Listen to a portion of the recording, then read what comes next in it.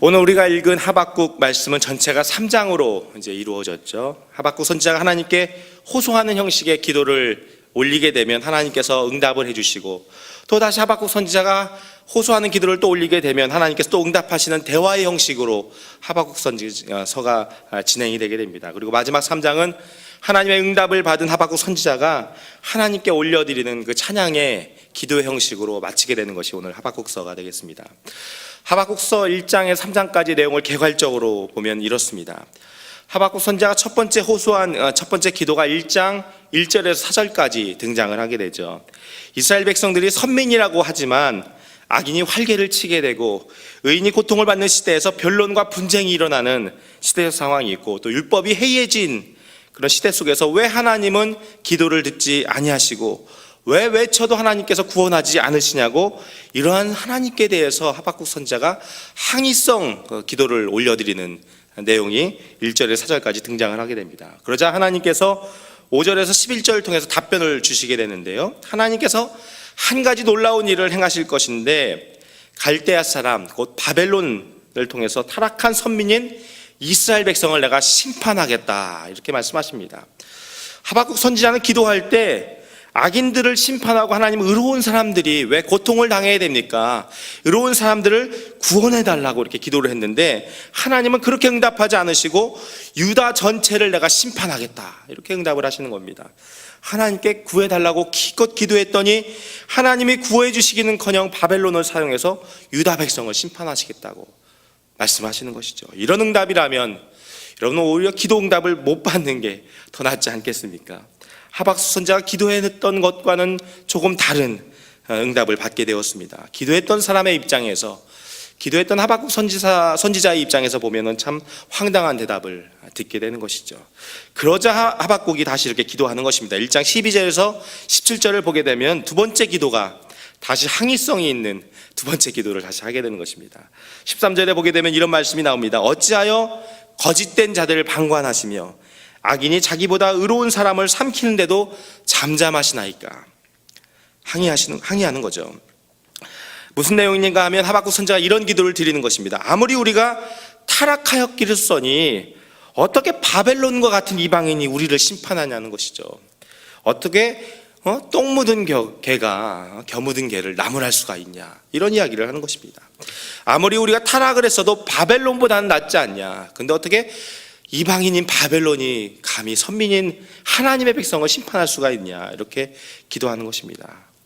그러면서 어떻게 저렇게 악한 것들은 승승장구해서 잘 되는데 우리는 이 모양 이 꼴로 이렇게 힘들고 어렵게 분열되어 오면서 악한 사람들이 승승장구하는 이 세상을 사는 것, 이것이 도대체 맞는 것입니까 하고 하나님께 항의성 기도를 드리게 되는 것입니다.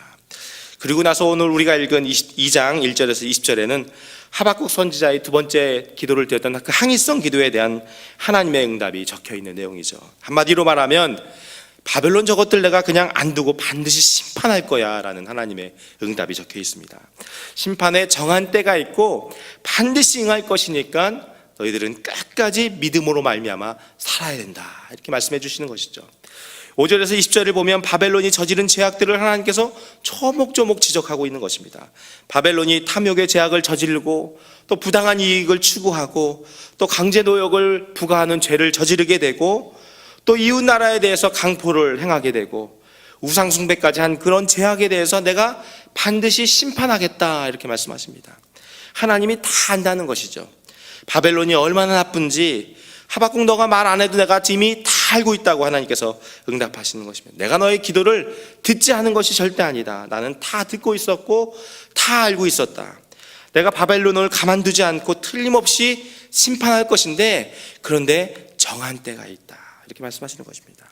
그러니까 너는 악인이 일시적으로 그렇게 잘 나가는 것처럼 보인다고 할지라도 악인을 부러워할 것도 없고 악인처럼 살고자 하는 유혹을 받을 필요도 없고 오직 의인은 믿음으로 살아야 된다, 이렇게 말씀해 주시는 겁니다. 하나님께로부터 이런 대답을 듣게 되자 하박국이 그동안 가지고 있었던 그 힘들었던 마음들이 일순간에 눈 녹듯이 다 씻겨 내려가는 경험을 하게 되는 것이죠. 영적인 갈급함, 항의성 있는 호소의 기도, 답답함, 이런 묵은 체증들이 한 번에 내려가는 듯한 경험을 하나님의 응답으로부터 하게 되는 것입니다. 그래서 하박국 3장이 나오는 것입니다. 하박국 3장은 그런 마음에서 시작된 그 찬송의 기도가 쭉 나오게 되는 것이죠. 2절 이하를 보면 하나님, 내가 주의 말씀을 듣고 놀랐습니다. 제발 주의 일을 수년 내에 나타내 달라고. 하나님, 진노 중에라도 우리 민족에게 긍휼을 베풀어 달라고 노래하는 장면이 나오게 되죠. 그리고 3절에서 7절까지 보게 되면 심판자로 오시는 하나님의 그 영광과 권능에 대해서 찬양을 하게 되고, 9절에서 16절까지 보게 되면 하나님의 구원 역사에 대해서 찬양을 하는 하박국 선지자의 기도가 나오게 됩니다. 그리고 우리가 17절 이하를 보게 되면 잘 아는 말씀이죠. 비록 무화과 나무가 무성치 못하고 포도나무에 열매가 없고 감람나무에 소출이 없고 밭에 먹을 것이 없고 우리의 양이 없고 또 외양간에 소가 없고 아무것도 없을지라도 내가 여호와를 인하여서 즐거워하고 구원의 하나님을 기뻐하겠다라는 찬양을 하나님과 기도하고 응답을 받게 되고, 기도하고 응답을 받는 사이에 우리가 이런 고백을 하나님께 돌리는 하박국 선지자의 모습을 보게 되는 것입니다. 오늘 우리에게 주어진 하박국서를 통해서 우리가 깨달을 수 있는 것이 무엇입니까? 첫 번째는 하박국 선지자는 어떤 상황에서도 하나님께 기도하기를 쉬지 않았다는 것을 우리가 기억해야 될 줄로 믿습니다. 궁금한 게 있고 말도 안 되는 듯한 상황을 만나도 기도하는 것만큼은 쉬지 않았다는 것이죠. 이해가 안 되면 될 때까지, 그리고 하나님의 뜻을 깨달을 때까지 계속해서 하나님께 묻고 대답을 얻는 모습을 우리가 하박국서를 통해서 발견하게 됩니다. 1장 2절을 보게 되면 내가 부르짖어도 주께서 듣지 아니하시니 어느 때까지리까 하고 기도하게 되죠. 이 내용을 보게 되면 하박국 선지자가 민족과 공동체의 그 아픔을 보면서 이미 오래전부터 계속해서 이 문제를 가지고 기도해 오고 있었다는 사실을 우리가 발견하게 됩니다. 내가 강포로 말미암아 외쳐도 주께서 구원하지 아니하시나이다. 주님의 구원이 당장에 이루어지지는 않았고 응답이 없는 지루한 시간이 지속되고 있지만, 그럼에도 불구하고 하박국 선지자는 하나님 앞에 기도하는 그 기도의 열심을 멈추지는 않았다는 것입니다.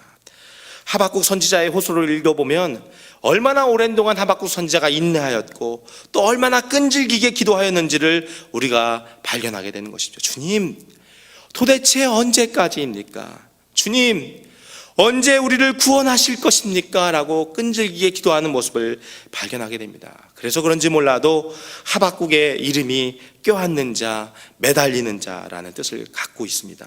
계속해서 하나님께 매어달리는 하박국 선지자를 보게 되는 것이죠. 그래서 하박국 선지자가 기도의 선지자라는 별명을 갖고 있습니다. 우리도 세상을 살아가다 보면 참 이해하기 어려운 일들을 만날 때가 있습니다. 아무리 기도해도 대답이 없는 것 같은 답답한 마음을 경험할 때가 있지 않습니까? 하나님이 계시다면 어떻게 이런 일이 일어날 수 있을까? 정말 하나님이 계시기는 한 것일까?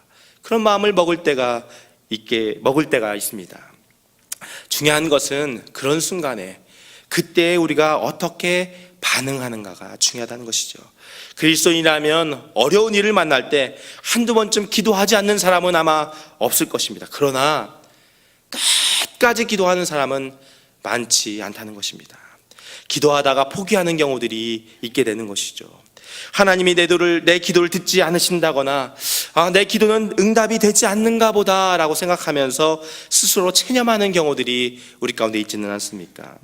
시편 22편 1절 2절에 보면 다윗이 이렇게 고백을 합니다. 내 하나님이여, 내 하나님이여, 어찌 나를 버리셨나이까? 어찌 나를 멀리하여 돕지 아니하시오며 내 신음소리를 듣지 아니하시나이까? 내 하나님이여, 내가 낮에도 부르짖고 밤에도 잠잠하지 아니하오나 응답하지 아니하시나이다. 밤낮 가리지 않고 기도했는데도 불구하고 응답하시지 않는 그 하나님에 대해서 원망 섞인 다윗의 기도, 얼마나 힘들었을지 상상이 되지 않습니까? 하나님의 마음에 합한 자라고 불렀던 그 다윗도 기도하는 가운데 때로는 하나님의 응답을 기다리면서 하나님이 잠자심에 대해서 이렇게 고백했던 적이 있다는 것을 우리가 보게 됩니다. 사랑하는 성도 여러분, 우리가 이런 순간에 우리에게 정말 필요한 것이 무엇일까요? 아무리 기도해도 응답이 오지 않는 것과 같은 답답한 순간에, 잠잠히 기다려야 되는 순간에 우리 가운데 필요한 것이 무엇일까요? 내가 믿는 하나님에 대한 절대적인 신뢰가 필요하다는 것입니다. 결코 흔들리지 않는 그 신뢰가 필요하다는 것입니다. 만약에 내가 하나님을 끝까지 신뢰한다면 포기하지 않고 우리가 기도하며 기다리며 주님 앞에 온전히 나아갈 수가 있다는 것입니다. 하나님께서는 때로 이런 과정을 통해서 우리들이 얼마나 하나님을 끝까지 의지하는지를 보신다는 것, 그리고 우리가 기도한 것에 대해서 하나님의 때에 맞게, 우리의 때가 아니라 하나님의 작정하신 그 때에 맞게 응답하신다는 것을 기억하시기 바랍니다. 다윗은 시편 40편 1절에서 내가 여호와를 기다리고 기다렸더니 귀를 기울이사 나의 부르짖음을 들으셨도다, 이렇게 고백합니다. 예레미야가 3장 25절 26절에서는 기다리는 자들에게나 구하는 영혼들에게 여호와는 선하시도다. 사람이 여호와의 구원을 바라고 잠잠히 기다림이 좋도다, 이렇게 말씀하고 있습니다. 예수님은 누가복음 8장에서 과부와 재판장의 비유를 말씀하시기 전에 이런 말씀을 하시죠. 항상 기도하고 낙심하지 말아야 된다. 그렇죠? 우리가 기도하다가 응답이 없을 때 낙심하기 때문에 하나님은 항상 기도하고 낙심하지 말아야 된다고 우리에게 말씀해 주고 있는 것입니다. 이게 바로 우리의 기도 자세라는 것이죠. 하나님 앞에서의 끈질긴 기도, 매달리는 기도, 때로는 잠잠히 기다리는 기도가 필요하다는 것입니다. 오늘 여러분이 가지고 나온 기도 제목은 무엇입니까? 여러분이 응답받기를 원하는 그 기도의 소원은 무엇입니까? 끝까지 하나님을 신뢰함으로 기도하시면 하나님의 때에 반드시 응답해 주실 줄로 믿습니다. 하박국서를 통해서 우리가 깨달을 수 있는 두 번째는 무엇인가 하면 결국 의인은 믿음으로 살아야 된다는 것입니다. 예수님을 믿는 순간 이미 우리가 살아가야 되는 그런 삶의 방식이 다 정해져 있다는 것입니다. 때때로 우리가 고난을 받게도 되고 세상 사람들이 나보다 더 잘 되는 것 같아서 속상한 마음을 갖게 될 때도 있습니다. 기도는 응답이 되지 않고 믿는 내가 저 믿지 않는 사람들 때문에 피해를 보기도 하고 나보다 오히려 세상 사람들이 더 많은 복을 받는 것 같아서 때때로 억울한 마음이 우리 가운데 찾아올 때도 있습니다. 그래서 나보다 더 잘 되는 세상 사람들이 부럽다 하는 마음을 내게 가져다 줄 때도 있지만 그럼에도 불구하고 결국 우리는 믿음으로 살아야 된다라는 것을 말씀해 주고 있는 것이죠. 세상이 이렇게 썩었는데 내가 뭐라고 혼자서 그렇게 사나, 나도 그냥 그렇게 살아도 되는지 하는 생각만 하지 말라는 것입니다. 세상 현실을 보면 믿음으로 살기가 어려운 게 한두 가지가 아니지만 삶의 이유가 세상이 아니라 예수님을 의지하는 그 믿음에서 끝까지 찾아야 된다는 것입니다. 믿음의 사람들은 어떤 현실에서도 어떤 상황에서도 세상에 어떤 일이 닥쳐도 우리가 세상을 살아가는 그 방식이 달라야 된다는 것을 하박국서가 보여주는 것이죠. 이게 바로 무엇입니까? 거룩입니다. 오늘날 교회가 스스로의 그 자정 능력을 잃어버렸기 때문에 세상으로부터 비난을 받는 안타까운 현실 속에 우리가 살아가고 있지 않습니까? 수많은 그리스도인이 있지만 세상 속에서 누가 참된 그리스도인인가를 우리가 찾기가 힘든 시대를 살아가고 있다고 사람들이 말을 하곤 합니다. 제시 라일은 말하기를 성경에 드러난 하나님의 생각을 마음에 품는 습성, 그 습관이 바로 거룩이다, 이렇게 이야기를 했습니다. 세상의 유행과 풍조가 아니라 하나님의 생각에 천적으로 부합한 사람이 바로 거룩한 사람이다, 이렇게 말씀하시는 거죠. 세상이 아무리 썩고 악해져 가도 나는 여전히 나에게 주어진 믿음의 길을 걸어가는 사람, 그 사람이 바로 거룩한 사람이라는 것입니다. 사도 바울은 로마서 1장 17절을 통해서 이렇게 말씀하시죠. 복음에는 하나님의 의가 나타나서 믿음으로 믿음에 이르게 하라니 기록된 바 오직 의인은 믿음으로 말미암아 살리라. 어쩌면 오늘날 저와 여러분이 살아가는 오늘 하루하루도 우리를 힘들고 불편하게 하는 일들이 여전히 존재할 수도 있을 것입니다. 기도했지만 당장에 바뀌지 않는 현실이 저와 여러분을 어렵게 할 수도 있을 것입니다. 그렇지만 그럼에도 불구하고 저와 여러분은 오늘 하루도 믿음으로 선택하고 믿음으로 살아가는 하루가 되시기를 주님의 이름으로 축원합니다. 그 믿음의 길을 통해서 세상 가운데 거룩을 드러낼 수 있는 저와 여러분이 되시기를 주님의 이름으로 축원합니다. 함께 기도하시겠습니다.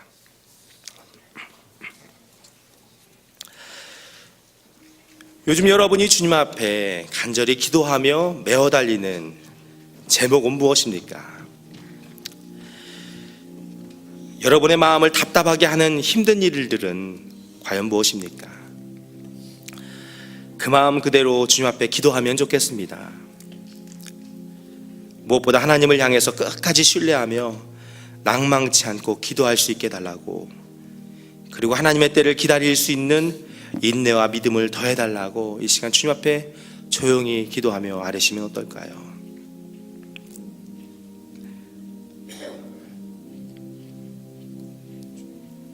하나님을 끝까지 신뢰할 수 있게 주님 도와주시옵소서. 하나님의 때를 기다릴 수 있는 인내와 믿음을 더해주시고 영적인 안목을 뜨게 해달라고 기도하면 좋겠습니다. 혹시 요즘 세상에 살면서 여러분의 믿음을 세상과 타협한 일은 없었습니까? 믿음대로 사는 것보다 세상 방식대로 사는 것이 더 빨라 보이고 더 편해 보여서 세상을 선택하며 살고 있지는 않았습니까? 혹시 여러분의 삶 가운데 다시 믿음의 길로 돌이켜야 되는 것은 없습니까? 그런 일들이 있었다면 이 시간 주님 앞에 자백과 용서의 기도를 드리시고 다시 돌이킬 수 있는 그런 힘과 용기를 달라고 기도하시기 바랍니다. 어떤 순간에도 또 어떤 상황에도 믿음으로 살아가는 사람이 되게 해달라고 기도하시기 바랍니다. 비록 육신은 세상에 있지만 우리의 눈은 하나님을 바라보면서 믿음의 길을 걸어가는 사람, 거룩한 영향력을 드러내는 사람이 되게 해달라고 기도하시기 바랍니다.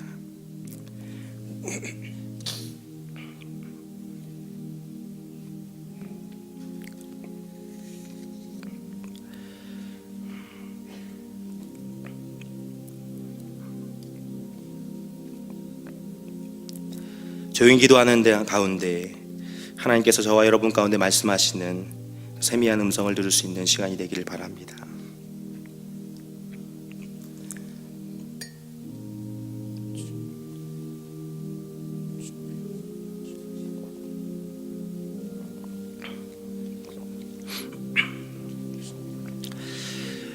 이 시간은 교회를 위해서 함께 우리가 기도하기로 원합니다. 차세대 청년, 장년 모든 성도들, 중앙에 온 성도들이 가을에 더 큰 영적 열매를 맺어갈 수 있게 해달라고 기도했으면 좋겠습니다. 담임 목사님과 원로 목사님을 위해서 수많은 사역 가운데 건강과 능력과 성령 충만함을 덧입혀 주시기를, 또 교회의 사역자들과 각 위원회, 기관, 부서의 리더들과 교사들을 위해서 가을에 있을 부흥회와 추수감사절 모든 사역들을 위해서, 또 오늘 우리가 드리는 수요 예배 가운데 오전을 리더와 함께하는 예배, 또 저녁 예배를 위해서 우리 함께 교회를 위해서 주여 한번 크게 부르시고 함께 기도하시겠습니다.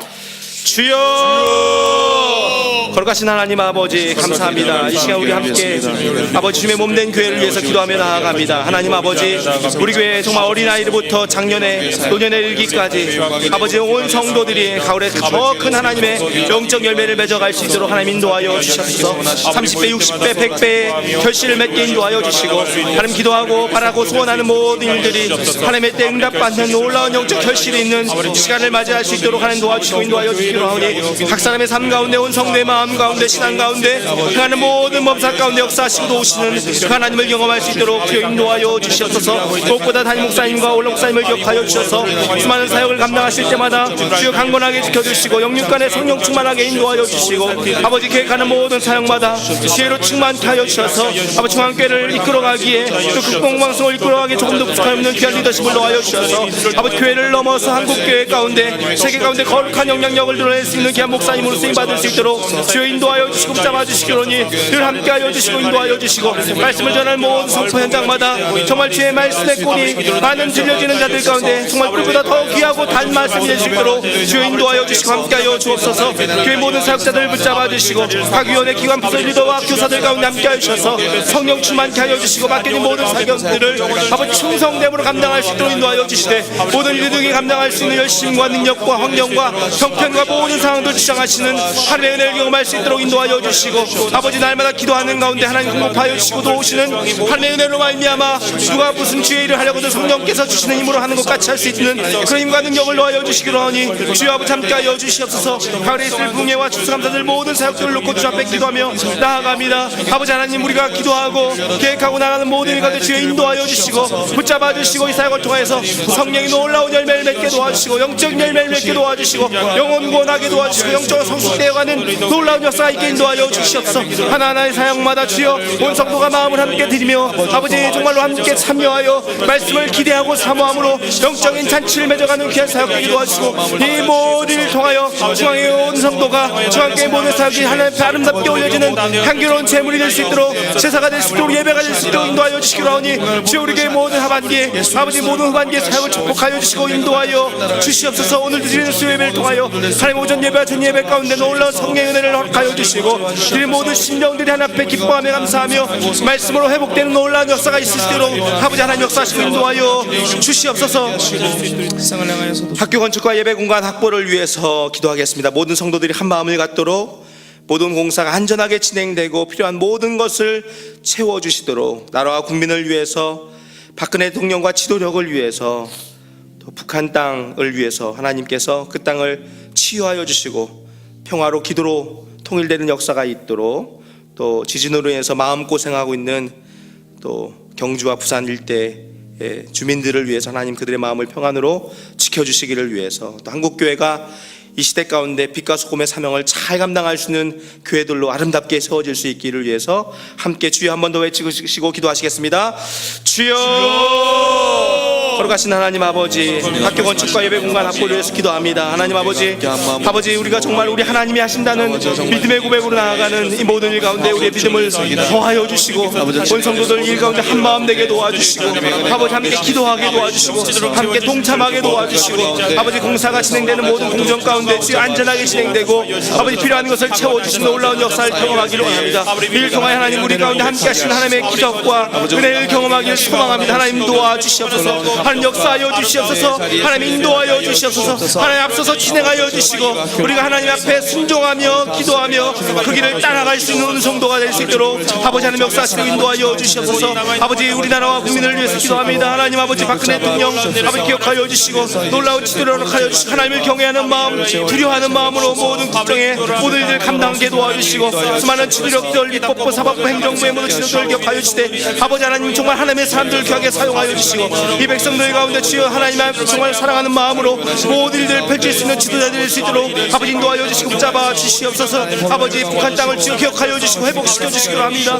기도할 때 아버지 정말로 지하교회 가운데 있는 성도들 기억하여 주시고 이루어 주실 뿐만 아니라 아버지 기도로 평화로 통일될 수 있는 그날이 속히 올 수 있도록 인도하여 주시고, 아버지 한국교회가 깨닫 기도하는 가운데 이 민족 가운데 아버지 국민 가운데 빛과 소금의 사명을 감당할 수 있는 한국교회 될 수 있도록 주여 인도하여 주시기로 하니 회복시켜 주시옵소서. 주여 인도하여 주시옵소서. 주님께서 붙잡아 주셔서 이 모든 일을 감당할 수 있는 한국교회 될 수 있도록 아버지 역사하여 주시옵소서.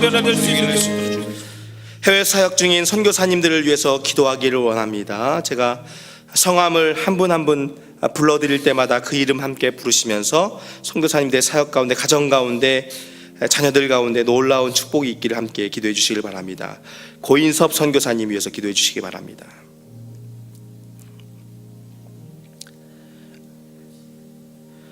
박순국 선교사님 위해서 기도해 주시기 바랍니다. 조환준 선교사님, 정철한 선교사님, 김학원 선교사님, 송희원 선교사님, 이은상 선교사님, 임경호 선교사님, 강대우 선교사님, 임철승 선교사님, 김상욱 선교사님, 솝다 선교사님, 손두희 목사님,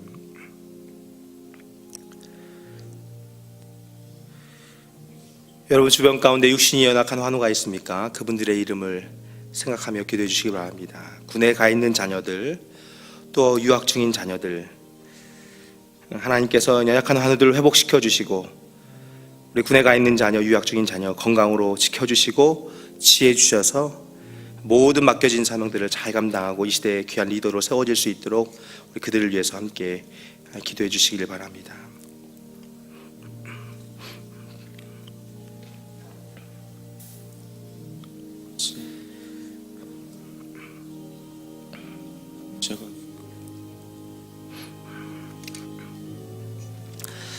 거룩하신 하나님 아버지, 참 감사합니다.